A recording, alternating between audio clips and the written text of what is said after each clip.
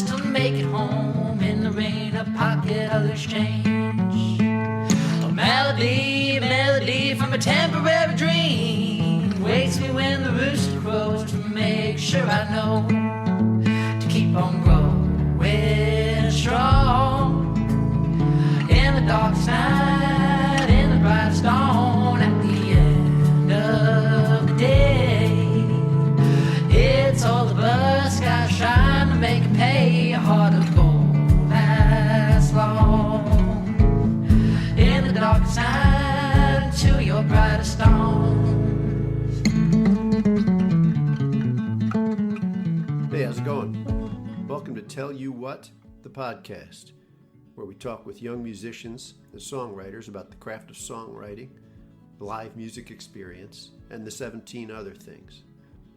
Our guest for this episode is Nashville musician Daniel Donato. I was really looking forward to this talk. Daniel, at a fairly young age, has already had quite a musical journey as one of the top guitarists in Nashville, and he now stands at an interesting point in his career as he has started writing and recording his own music. He found his way to Nashville as a teenager and quickly made his mark as an expert guitar player, landing a spot in the legendary Don Kelly's band at 17 years old, and eventually touring among others with notable artists Wild Feathers and Paul Cauthen. Daniel, at the age of 25, has already logged literally thousands of hours performing live, which is remarkable. His instructional videos are quite popular on the internets, and he was nominated for the highly coveted Americana Music Association's Instrumentalist of the Year award. In the last few years, Daniel has found his way to writing, singing, and recording his own songs. He released a 3-song EP last year, Modern Machine, and has been releasing more songs this year that will make up part of his next release. We had, as I expected, a very entertaining and compelling chat. We covered a lot of ground. Daniel possesses an interesting combination of natural talent, intelligence, energy, and positivity. He is very self-aware and had some very insightful things to say about his journey and what lies ahead. So let's get to it. Here is our discussion with Daniel Donato.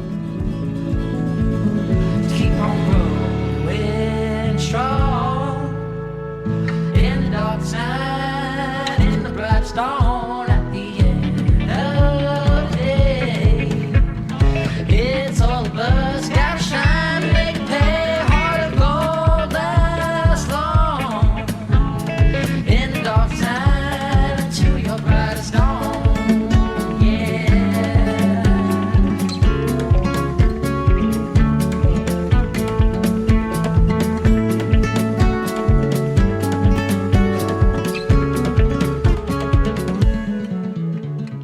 Daniel Donato, welcome to Tell You What, the podcast. Thanks for making time for us this morning. Absolutely. You are at home, right, in Nashville, but you recently have done some touring? Yeah, we've been touring since March, and we just started June here, and we only have a couple of shows here in June, but we just got home last week from a 10-day run, and then finished it off on Saturday with an almost sold-out show in Nashville. Great. That's a good way to come home. It really is. It really is.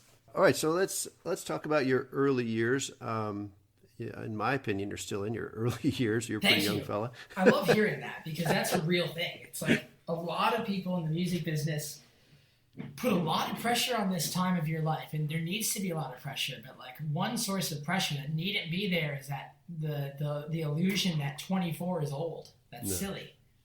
I love hearing that from you. It's interesting because, I'm somewhat older than you, but, you grew up, rock and roll kind of was born, say, in the 60s and the 70s, and people thought, when these people get older, that's it. But there are a lot of great musicians who have had very long and productive careers, so you have a lot of years ahead of you. Thank you. All right, let's talk about your early years. When you were younger, what kind of music was around your home? What were you exposed to? What do you remember from that time? I remember being younger, my dad always having a guitar. He had this one really clunky, big acoustic guitar that I loved the look of, but I hated the way it felt. And he would always play that, try to get me to play. I didn't really like it. And he would always be playing one thing I remember was the Led Zeppelin CD box set that had like all the unreleased like rehearsals and like unreleased takes, live takes of the band, etc. That was something that was always playing. American Beauty by the Grateful Dead was always playing. Yeah. And my mom loved like 90s music. So like Train was always playing. And like the early Dave Matthews was always on, and Right. yeah, things like that. Nothing So was your too dad heavy. your dad a guitar player? Yeah, he still is. Yeah. So you picked up the guitar then pretty early yourself? I picked it up at the age of 12, which is early in someone's life. But again, there's something about music in our society that a lot of people, when I tell them that, they think that's late. It's a hilarious paradox. And so when you started playing music, it was always all about the guitar for you?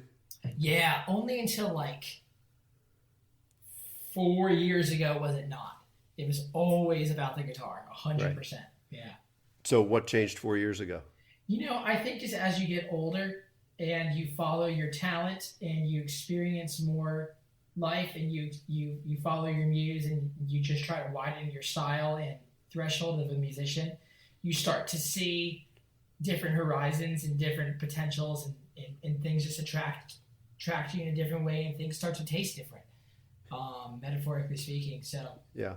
Well, I mean, I was going to ask you about this later, but let's get to it now. You were already on a trajectory to being, or a lot of people consider you one of the top guitarists in Nashville, right? You very well respected for being a guitar player and, playing in studio sessions, going on the road with great bands, all of these things.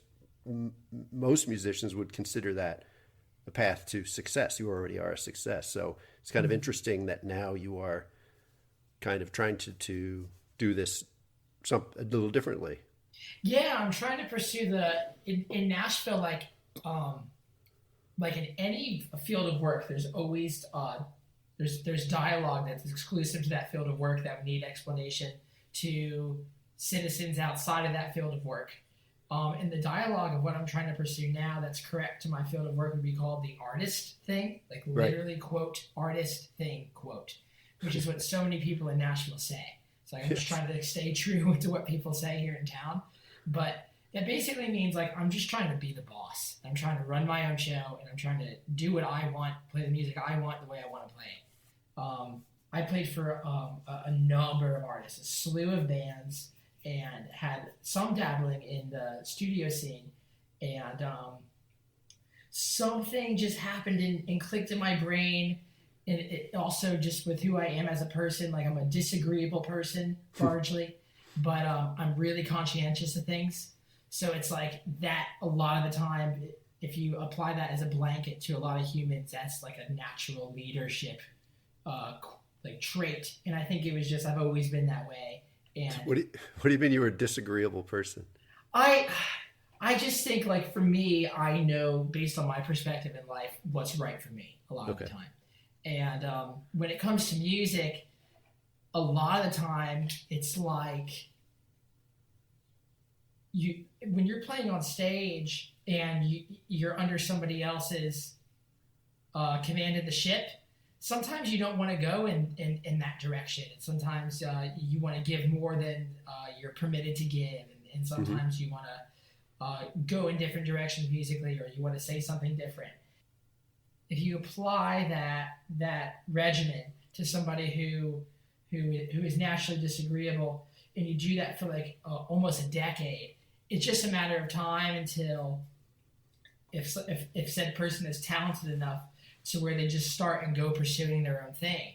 It's just like a natural manifestation of personality, which we can see in any person, right? It's like you see a lot of players, and I talk to a lot of players now who aren't doing anything that is associated with artistry. And they absolutely love parts of the job that made me absolutely cringe. And a lot of those come down to just base personality traits, if that makes any sense. Yes. Yeah. But there's also something else going on here. You were a instrumentalist guitar player. Yeah. Right. And now you are creating your own music, right? That's another aspect of what we're talking about here. Mm-hmm. It totally is. Yeah, I always as a guitar player, I very early on had the taste of what most guitar players had, and then something started tapering off, like right around 18, right when 17, 18 when I got into the Grateful Dead. Okay. And I really started loving the listenable qualities that Jerry Garcia had. And he was the first player In his playing. in his playing and his singing. Okay. There's something about music that has always hit me where it's like I can see and hear myself in something. And that's what I'm always searching for. And it might seem narcissistic, but it's like if I can hear myself in it and I can see myself in it in a right brain grandiose sense, then a lot of the times I feel the need to pursue it naturally. And this happened in a really strong way with Jerry because he wasn't the best singer, Right. but he was an emotionally on point singer. And his guitar playing, you could listen to him play for hours. And it was because he was so vocal, he was so soft, and it was tender. And I started really becoming obsessed with how can a guitar player not be just a shredder? How can we find other energies that are valid inside of this? And that's kind of still the journey that I'm on, and that manifested itself into loving other players who were writers firsts, like Neil Young primarily would be like my next foray into that chapter of my life. As a songwriter first. Yeah, because he was a songwriter and a player. You know Right. what I mean? Just like, of course, like for everyone in my generation, John Mayer. Right. So this leads me to another area I want to ask. So there's an awful lot of creativity in your instrumental work, right? Either through interpreting other songs in new and interesting ways when you play, or in performance through improvisation and jamming, right? Mm-hmm. So how do you look at the creative process of songwriting, which you're doing now, as it relates to those creative musical ways of expressing yourself? Do you see them as the same thing, or are they kind of different channels? Yes, the thing about music is that it exists in both macro and micro perspectives of time and life, like always. Like anything you make, it happens right now, but with how it works now in 2019 moving forward, it's likely going to exist forever because it can be on any platform for consumption in the form of content. Right. And so it's like I also look at it in the same way of like anything that I've ever played, anything that I've ever been inspired by somehow has a say in who I am and what I'm playing today. Mm-hmm. So having said that, the way I look at writing music is I'm still figuring it out within two mediums. So to live in Nashville, like co-writing is one of the biggest forms of mingling from one peer to the next within this community. Right. And I do that like habitually. Like I'll do that 4 or 5 times a week. I'll write with somebody. And then I also write by myself. And I realize that is just, it's like two different people. And then the Daniel that plays guitar is a different Daniel. So it's like I'm like 3 different me's right now. Yeah.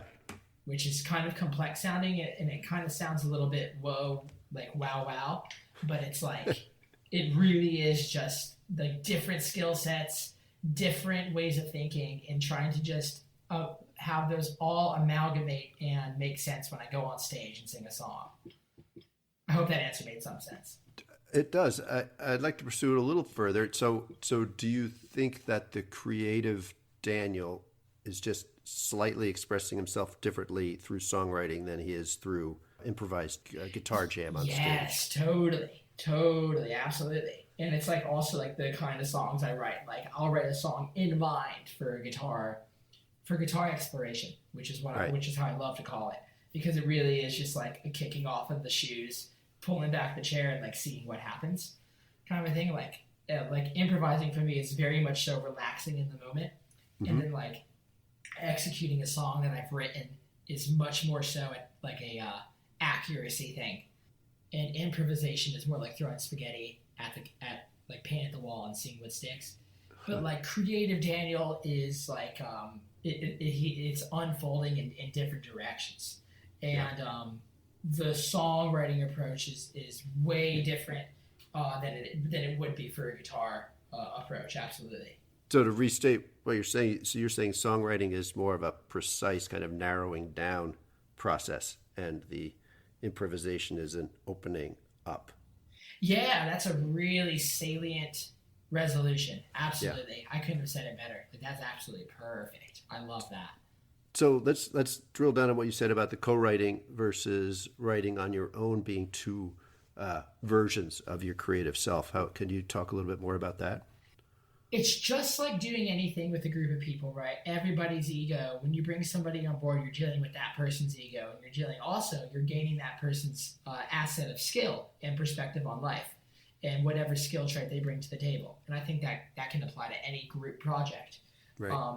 So in a formal setting, it'll be 2 to 3 people total in a room. Right now, at my skill set, writes these days, some songs have 8 writers on them. Yeah. So I mean, it's a different music's being made in a different way now than it's ever been.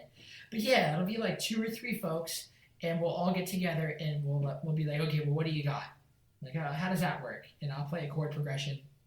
Like, that's pretty cool. And someone will be like, well, I have this line, like you flicked your Bic lighter on Main Street at midnight or something like that. And then we're like, okay, well, what does that sound like? And you kind of just get in the room with these people, and you just kind of dream away for like 3 or 4 hours. And sometimes it really creates something that you could not have made on your own. Mm-hmm. And that is a perplexing reality that's so simple to grasp, like to take in and accept, but like why it happens that way, I don't know.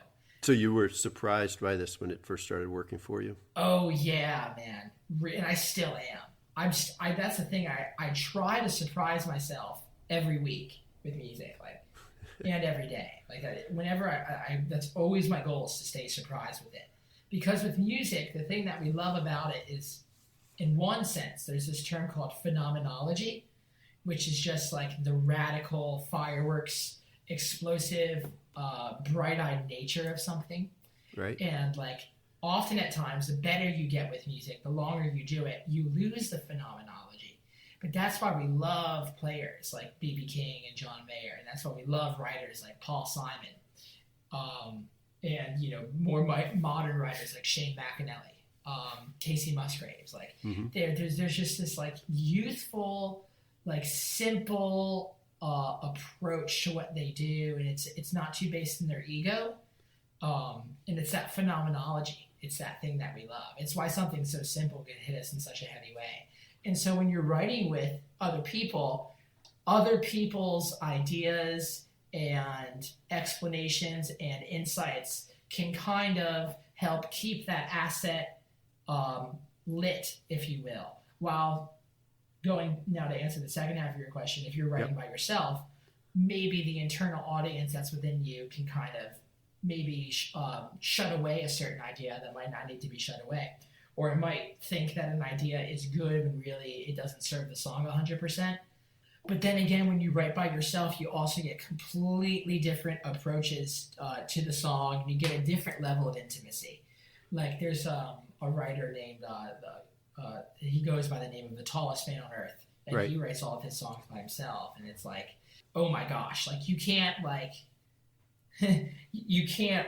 go into a room with people and like write the songs he writes. It just simply wouldn't work that way. Like it just wouldn't. And they have a certain sound to them. This is something that's come up before in terms of co-writes. Can you get to that level of personal truth within a song in a co-write situation, right? That's kind of what you're talking about a little bit. Isn't the funny thing about personal truth that I've been thinking about lately is it's like it exists in the most simple macro blanket sentiments, like love is all you need. Right. Like, how personally true is that to anyone who's ever going to listen to this podcast? It's so true. But then it's also like, I need to clip my fingernails once a week. It's like, well, it's such a specific thing that like, that might not be the best example, but it's like, one of my favorite lines that I absolutely love from Neil Young. And he wrote this song by himself, which was, I see you give more than I can take. and I can only harvest some. Like that to me is like, and that's from his album Harvest. And Yep. it's like that might have been personally true to who he was at that time in his life, to whoever he was writing that song for. And it's like that unique perspective that he had based on the cards that he had in his life at that time manifested that line. And it's like that is a personal truth to who he was at that time, and it's less of a personal truth to all of humanity. And so it's like you get different tiers of personal truth when it comes to different forms of songwriting, if that makes sense. Yes. Yeah. So that could happen in either form, co-write or writing by yourself.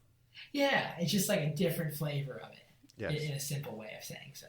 Let's back up a bit. So you grew up as a guitar shredder. Oh, yeah. Have you always been a singer also? Or is that more of a recent thing? I never really sang. I never did. I started singing when I was 19 Okay. or 20. No, I started singing when I was 20. Yeah. And how's this singing journey been for you? It's great. I love singing. It really is a great thing for me. For where I am now, like I've been doing it for 4 years, and this year I'm doing it more than I ever have been. And whenever I try to pursue something, like I need to love the tactile, most basic, simple, distilled Tetris block building aspect of it. Right. And like that's why I was such a terrible skateboarder. Like, because I just didn't like this, like the basic routine of doing it. And I love the basic routine of singing. Like I love setting up to a microphone and like being a different person each night and having dynamics come through and that being amplified to a room. Right. Yeah. Do you feel that you have already found your way as a singer? Like how has your singing changed over that, 4 or 5 years since you started? Oh gosh, incredibly no so. Incredibly not at all. Like I am way, way, way more gifted on the guitar than I am with singing. And Right. I realized that when I started singing, how gifted I was at the guitar. Because the progress that I was able to achieve on the guitar and in the period of time that I've been singing, I think would be like a hilarious graph to look at. And I'm all right with that. I really am. The way I approach singing is I'm just trying to develop my style in a way that's the least damaging to myself physically and emotionally as possible. Because I'm a person who naturally is going to compare myself to others a lot Right. of the time. But the thing about singing is that it's made me kind of acquire all these character building traits that have helped my entire life in different ways. And so it's like I try to just focus on myself, and I try to listen to singers who inspire me and that, again, I can see and hear myself in, and I just try to replicate them and apply them to whatever I have going on de jour, if that So makes what sense. was it like for you when you first started, after years as this guitar shredding sideman, if you will, to be the guy up there singing and playing at the same time? How different was that for you? It's really weird. So it's like, again, referring back to the internal audience, it's like the internal audience inside is like, well, your guitar playing is so astronomically higher than singing. You know, anything I was putting out of my mouth, I was kind of defacing it all, and I wasn't really giving myself any credit. Plus, at the time, I was living with my ex-girlfriend, who was like one of the most gifted singers, like on Okay. the entire planet, and had always been. And so that was really hard on my ego. So in short, it was just really hard on my ego. It was a really weird time for me, but it was great ultimately in the long run. The way I started singing was very much so how I started playing guitar professionally, which was down on Lower Broadway in Nashville, Tennessee. Right. And I simply just had to take gigs to pay my bills. And the way that it unfolded at the time was I was getting offered gigs on my own time slots. So we would have like these 4-hour time shifts, and I would just go and sing, Wow. and just kind of shut off that voice in my head and just get better and hit my nose to the grindstone. And these were covers. All covers. Right. All covers. I started writing at that time, and I didn't play my songs down there because people down on Broadway don't want to hear your original songs, really. Right. And that's fine. That's totally cool. I love that. And that's honestly, it was about a year, it was about 2 years after that, then I started doing my own Daniel Donato shows outside of the town. Okay. Playing your own music. Playing my own music and covers that feel like my own. Right. Like my own songs. Well, let's talk about your own music. A couple of songs I'd like to talk about. Let's start with Sweet Tasting Tennessee. Yeah. This has a really catchy, kind of earwormy melody riff. I really love it. So do you consider the song like a loving ode to your home state? I do. And so again, dwindling back down onto the tiers of personal truth that you can dissolve into with songwriting. Right. This was a co-written song. The song is about, I'm trying to capture that feeling of coming home. Like that feeling of being in the car for 12 hours. You don't have the money for airplane tickets. You're going to drive home. And it's like, what that feeling of seeing the welcome back to Tennessee or welcome back to Illinois state, like that sign, that feeling, that's such a momentous thing. I tried to capture that in this song. So it is a love letter to Tennessee because this state is where I'm from. I've been here most of my life, but I want it to be for anybody who wants to access that emotional place.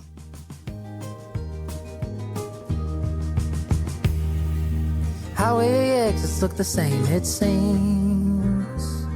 Going 20 above feels slow to me.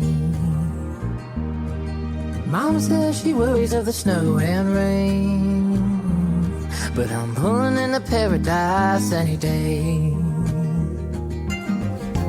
Opposition, a new position, an ambitious kind of mission. Where the fields are green, sweet taste in Tennessee. A red cup of sweet tea, sweet taste in Tennessee.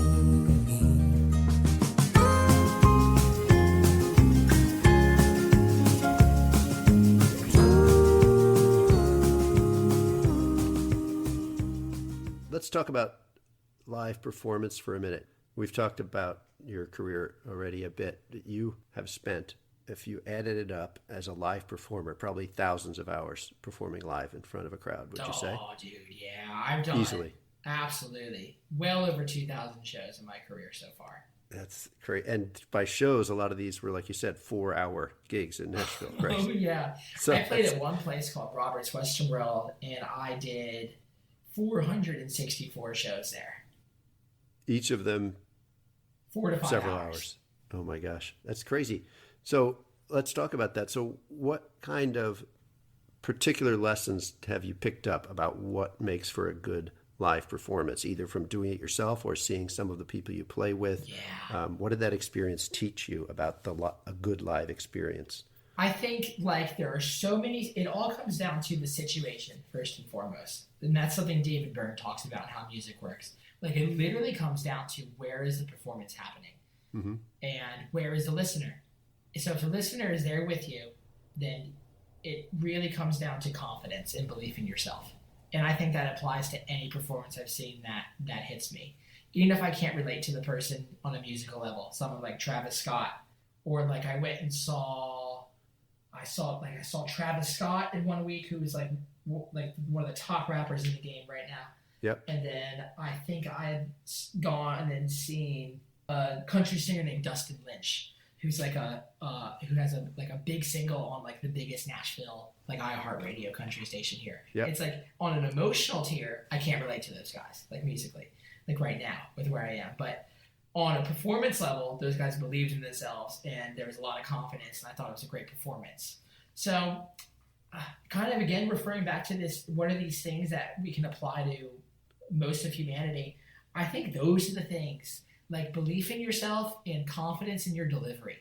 And that all comes down to a great intention, and I think that resonates with anyone who's going to be watching you. So when you talk about where is the listener, you're talking about maybe reading the room as you're playing. Yep, absolutely. And then also like literally The listener might not even be there. The listener Okay. could be live streaming, watching you. And that's something I also think about because, like, if you watch my social media, I live stream every live show that I do. Right. And that's something I keep in mind when I am performing. Like I'm performing to people who aren't even in the room, and so I try to attenuate to all of that levels of viewership. Well, that's interesting because, in my traditional view of a live performance, the audience is kind of involved in the show, right? They're providing energy to the performer, but Yes. yet you say you're now performing for an audience that doesn't have that feedback ability, right? Yes. Yeah, they don't really have any way to directly interact with me as like an audience in the room does. But there's different ways that a performer gives off direction. Like I can give off direction by extending a song for an extra minute for a guitar solo. You know what I mean? Or the dynamics of the moments where we are improvising. Like that a lot of the time will be more attuned for the room. You know what I mean? Like Yes. the dynamics of the things that directly affect the viewer who's like in the room with you. But it's like I might want to include a little bit of something that might be extremely flashy and like hard to execute that might hit somebody who's watching from like Indonesia, if that makes any sense. Sure. Let's talk about the song Broke Down. Yeah. It's kind of got a classic country swing to this one, I think. Yeah. Can you talk about this song and maybe talk about it in terms of how you see your relationship musically to the country music tradition? Yeah, so this is one of the first songs I wrote, definitely within like one of the first 15 songs. I really love Sturgill Simpson. Sturgill Simpson's one of my biggest heroes musically. Yep. It's like, I'll go on the record saying that to anyone I come in contact with, because it's like, when I'm with he's you doing on the that. country music. Sorry? I'm with you on that one. I love that. I'm so glad. I just love somebody who takes a format and just does their own thing with it. Like he kind of disrupted it with his own style, and I think that's so cool. It just hits me in a way that I can see myself and hear myself in it. So that was me trying to replicate. Like the way I learned how to play guitar was trying to replicate other players, literally. Slow down their solos, learn note for note, and learn the hell out of them, post them on YouTube. Learn the mechanics of something and let that infuse into the mechanics of your own filter and style of a guitar player. Now, Daniel wants to write songs. Daniel's feeling the need to say something with words that his guitar can't say. And Sturgill Simpson hit me right at the right time in my life when that needed to happen.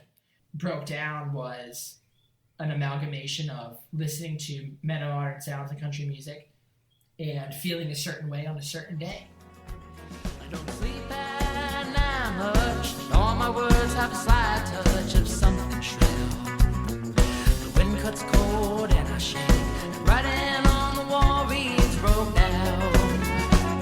Now I'm falling down heavy like the rain, no slack on this rusty chain. It's the same old deal, no hands on the wheel, at a fork in the road, broke down.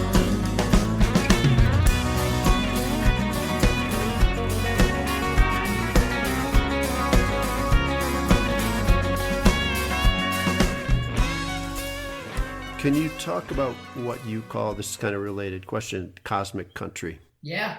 Cosmic country is an amalgamation of having to exist, of getting the privilege to exist in a time where personal brand can be deemed as an artistic asset to somebody who is an influencer, or somebody who has a currency of attention Right. on them, like I do right now.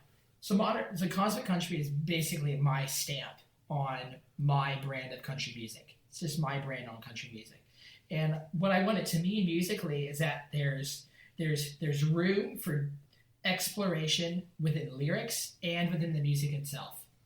Like I want there to be stories, but that I also want there to be moments for the audience to just lose it and dance for 5 minutes when there's no words happening. We just kind of jam and we go out there. Very much so like how the Avett Brothers or the Grateful Dead would do something. Right. Yeah. So this can apply to your interpretations of existing songs as well? Oh, yeah, absolutely. Yeah. And I love that you said that, because that's such an on-point perception. It really is just like, if you could put a filter on an image, I would love for there to be a cosmic country filter to put on a song. Right. Yeah. I mean, the Grateful Dead analogy kind of brings that up. Yes, it does.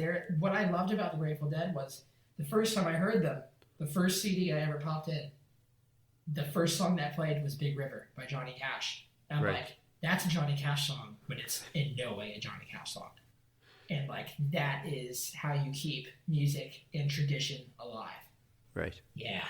Yeah, that's it. We could talk for a long time about that idea. Let's talk about your newest release, Always Been a Lover. Yes. I hear kind of a bigger rock, maybe pop kind of production here. Am I, the drums are kind of more prominent? Am I in the ballpark? Or? You are in the ballpark, yeah. It's also like where country music is now, there's so much happening in terms of like, what do we call this? Like, why are you even calling this country? It's Right. like, well, Luke Combs is country, of course.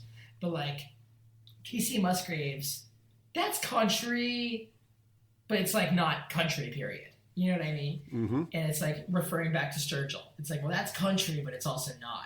It's like, well, what are all these? What's happening here? And so it's like, I more or less wanted to take a concept that anybody can relate to, which is a love song, and put my own perspective on it, and apply production that I feel is like useful for somebody who is into modern sounds of country music. So like, that's the thing I'm really heavy into right now is like, what is this song useful for? Because like, if you go onto Spotify, you see a lot of playlists that are like songs that are for certain times of the day. Right. And it's like, okay, so now we're giving songs a different stock value and different placement purpose than they've ever had before. It's like now songs are being written for that workout routine. Songs are being written for that. And it's like, Yes. songs are being written for that drive home. And it's like when I wrote Sweet Days in Tennessee, the day it came out, I got over like 30 people send me videos of them listening to it, driving, filming through their windshield. I'm like, well, Jesus, that's exactly what that song was written for. That's great. And so like for Always Been a Lover, I want it to be a summer song. Like I want it to be a song that's like your friend gives you the auxiliary cable, or you know, like you're at the pool and it's like you play something. It's like that's where I feel like that song applies. Baby, I've always been a lover. Always been a lover, but I'm a runner since before the day we met. Now I wanna be your lover. Let me be your thunder and send color you'll never regret. Well, I've always been a lover for you. I've always been a lover for you.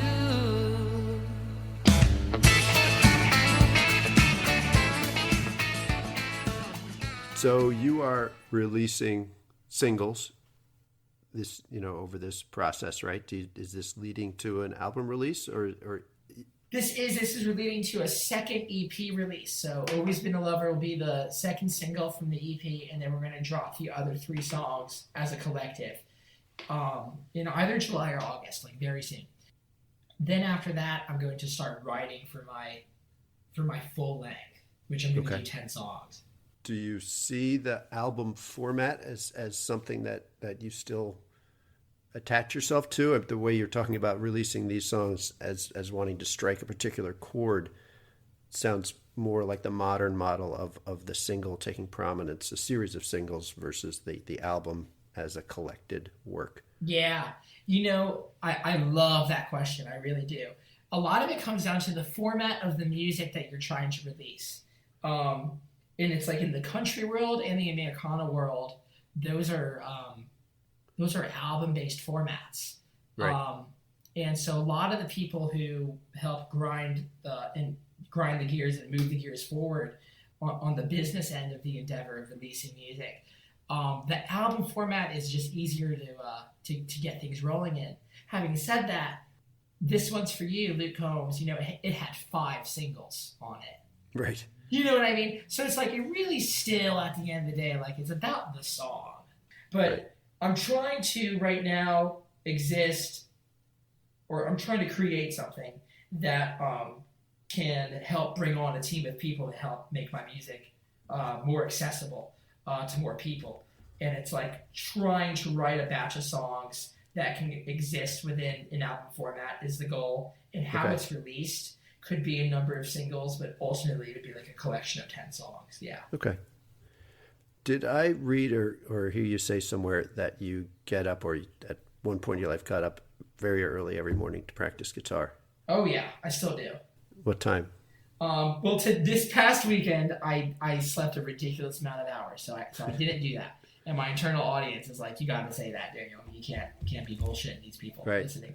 But no, I usually wake up at like 5:30, which I don't know. I think that's all perspective based. Like, I talk to some people, and that's not very early at all for them. For a musician, that's almost unheard of. It's almost heresy. Yes. Yeah.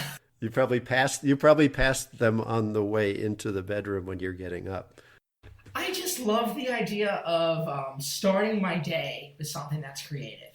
So you get up that early and pick up your guitar. That's what happens. I literally do. Like, I literally get up, I put on my Nike sandals, and I go into my music room and I record the first noises that come out of me. And I post them on Patreon whenever I do, almost every morning. Yeah. The early morning thing's a great thing for me. The brain that hasn't been affected by the rest of the day yet. Damn, it's so true. It's like if you're texting me between 5:30 and 7:30, I'm not a CEO of a major company, so like there's no reason you need to really be getting in touch with me. So like I can kind of just turn my phone off and just like be me, which is something that when I was 16, not having to worry about any financial obligations or long-term career obligations or just like values of being an adult that can also be stressful at times. Before I was worrying about those things and before I had the opportunity to achieve those things, it really was just me and my guitar and YouTube. Like that's what it was. And it was like me, my guitar, YouTube, and like my dreams. And that Daniel still exists inside of me. And so like whenever I wake up in the morning, I try to serve that guy first. Because like that guy is why I'm talking to you right now, largely. You know what I mean? And why anyone's listening. Finish up with a question that you may have just answered, but let's see if you can restate a little bit. If you look at the big picture of your trajectory, how you see yourself in the future, how you guide yourself, is there some kind of overall guiding principle you try to keep in mind, or some holy grail maybe you're shooting for? Yeah. So for shows, it's the thing that I love to say is that it's a celebration, not a presentation. That's something I try to keep in mind all the time. Try to keep that in mind all the time. It's like you can rehearse all you want, but if you're going up there really trying to like Microsoft PowerPoint it, it's not going to work. It just doesn't come off in a way that really resonates with a lot of people. So that's something that instantly comes to mind when you ask that question. One other thing is I really do try to be myself as much as I can. I've always come across to people better when I'm myself, and I've just always done a better job at things when I'm myself. Like even at school, like things that I was able to be myself in, I did a better job at. Right. And with music, like whenever I've played on a record and I felt like I was able to be myself, that's what people loved. And it's like for a lot of other players, that's not the case. And like, that's cool. That's their bag. Like being a session player, a lot of the time is like being really technically proficient at a certain sonic trend of a certain period of time. It's like, I really want to just always be myself.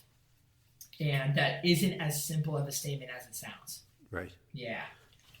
That's a good answer. I want to thank you for taking the time to talk with me today. It's been a great conversation. It sounds like you are at a really interesting and exciting point in your creative career. So it seems like you're really enjoying it, and I wish you the best. I hope you keep enjoying it. Thanks, Mike. So do I. All right, Daniel. Take care. I'll talk to you later, man. Thanks. All right. Time flies like hurricanes, fast lane, tidal waves, drowning deep in forgotten days, like words that were lost in the wind. This darkness you're traveling in will waste all your days away, a candle from the flame.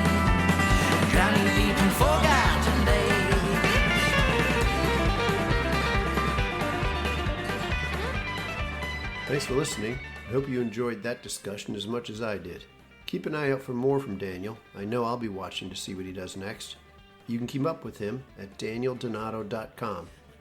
Check out his latest single release, Always Been a Lover. It's on all the musical places where music is placed. Please consider subscribing to Tell You What, the podcast on iTunes so you don't miss any more episodes. If you like what you hear, please tell friends on the internets or even in the actual world about us. That helps get these great young musicians some of the exposure they certainly deserve. Until next time, remember, music is the best.